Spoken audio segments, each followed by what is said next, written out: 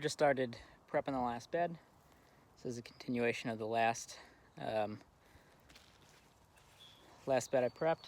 So I'm gonna do the same thing. I'm gonna dig up a little trench, pull that soil onto the bed, lay down more mulch around the outside, and then start planting. I think I'll plant the spinach back here, some spinach and lettuce, and that'll be successively planted over the course of a couple weeks so that you can kind of stagger it throughout the year so you don't get it all at once. The growing season is a lot shorter this early in the year, so things don't grow nearly as fast, so you got to space them out a bit more early in the spring, and then you can start to space them a little closer together as the days get longer.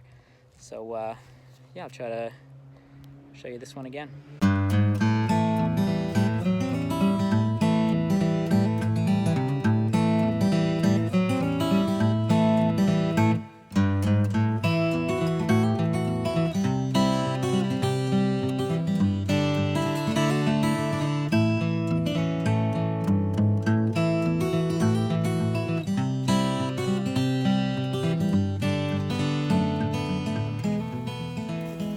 All right, so just got through prepping the bed. So I just want to talk through a little bit some of the concepts. So the first thing I want to talk about is kind of low till.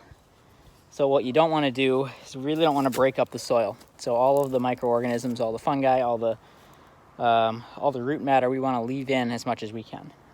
So we actually haven't touched at all the bed from last year. We've just been kind of taking the path and pushing it in. So the path is mainly soil.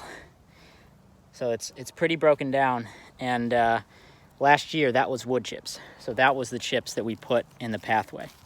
And the benefit is that now the pathway has the opportunity to break down over this year and then get turned back into the beds.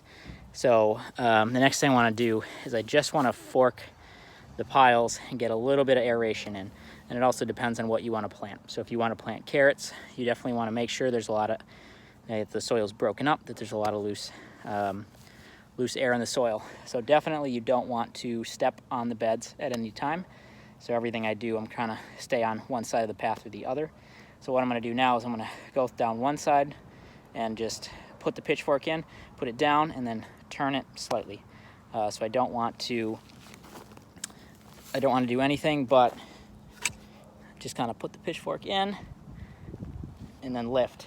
That's just going to create a tiny bit of aeration in the soil. So then what I'm going to do is I'm going to go through and create lines. So right now I'm going to plant some spinach because it's early in the year. It's still cool season. I'm going to get some lettuce in. Another thing is kind of garden planning. So we're really planning for the long term. Especially if you're thinking about food security. Planting a couple tomatoes and having a 2-week harvest is great, but we also want to make sure we can have food throughout the year.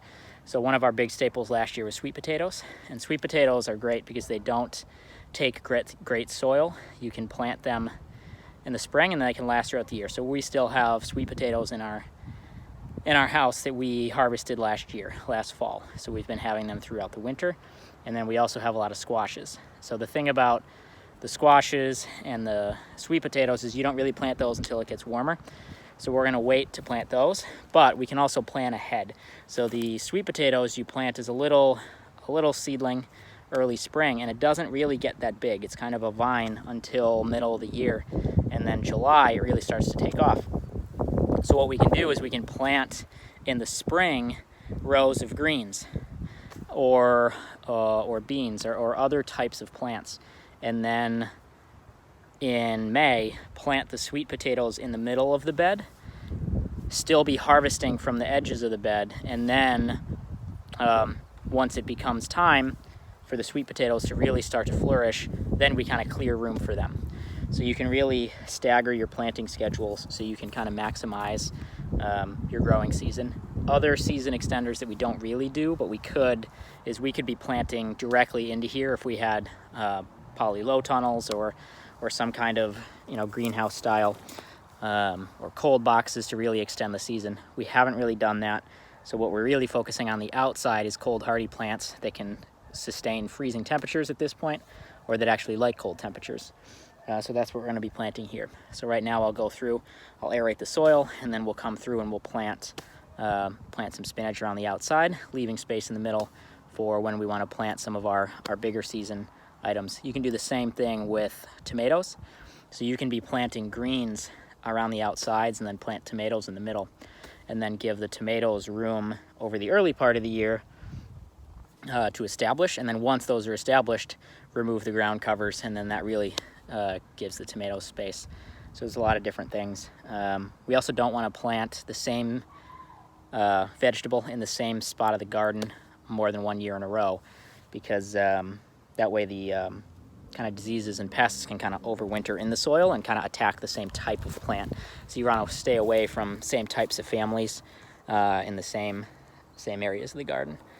So that's what we got going on in March, because we can't yet plant squashes, butternut squash, acorn squash. We're not getting those in the ground yet. We don't have the sweet potatoes yet, but we can get kind of our cold greens in. We started our seedlings inside, which I can show you. And we're also prepping the rest of the beds. So we can either plant cover crops or just kind of keep the soil covered, so that when we get to these areas, probably in 4 to 8 weeks, we can be planting the seedlings that we've planted inside directly into here. We may need to pull some weeds at that same time, especially because we pulled the paths into, we really exposed a lot of seeds. So I would expect some weed pressure coming in, but I got nothing but time. So we got the ability to kind of sort through and pick some of those weeds. A commercial garden probably wouldn't use these types of techniques, but on a small scale like this, we're kind of able to handle it.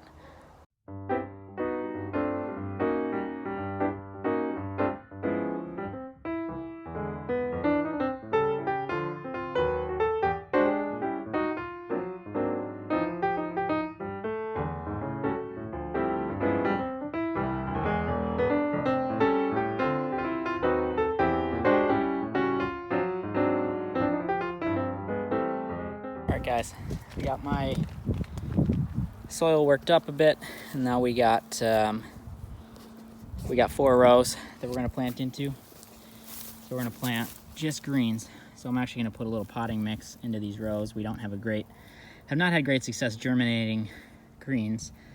So we're going to put in some potting soil, see if that helps, and plant the seeds, cover them up, and keep them wet for the next couple weeks, and see what happens. See how it goes.